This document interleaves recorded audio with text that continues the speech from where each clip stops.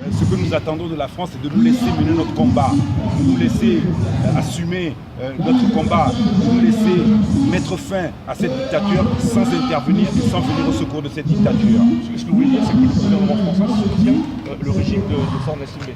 Ce que je veux dire, que c'est ce régime est né des anciens combattants de l'armée française et que l'armée togolaise est entièrement équipée, formée par l'armée française. Et aujourd'hui, notre problème n'est pas simplement de demander de l'aide au Togo, c'est de nous-mêmes prendre effectivement nos responsabilités en nous battant pour libérer le Togo de cette dictature.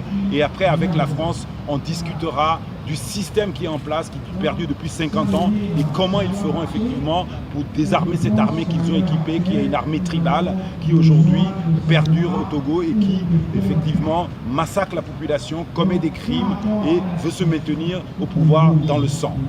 Alors, est-ce que vous avez été reçu par le ministre des Affaires étrangères, Jean-Yves Le Drian, pour voir ses collaborateurs, et si c'est le cas, qu'est-ce qu'il vous a dit? À vrai dire, notre démarche est de nous battre tout seuls, nous-mêmes.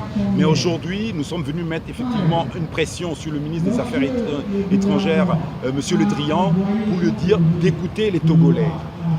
Et à la date d'aujourd'hui, nous sommes venus déposer une lettre que je vous remettrai pour le ministre et nous lui demandons un rendez-vous pour vendredi. J'espère qu'il nous écoutera, qu'il nous recevra.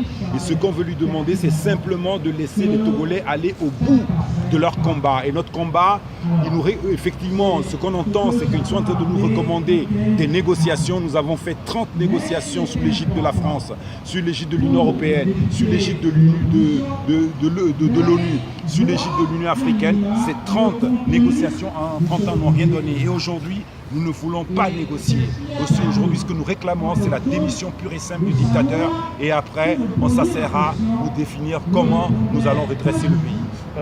On parle actuellement de la tenue d'un référendum. Vous êtes contre la tenue de ce référendum, un changement constitutionnel? Nous avons déjà fait un référendum. Nous avons fait un référendum en 1992.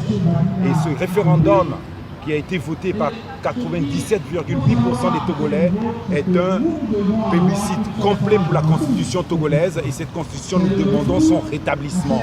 Nous n'allons pas perdre de temps à faire à nouveau un référendum, d'autant plus que celui qui réclame le référendum, c'est lui qui a modifié, qui a violé la constitution togolaise en la modifiant, en la tripatouillant, en commettant un coup d'État militaire, institutionnel, et puis en même temps en s'imposant dans les forces et en truquant toutes les élections au Togo.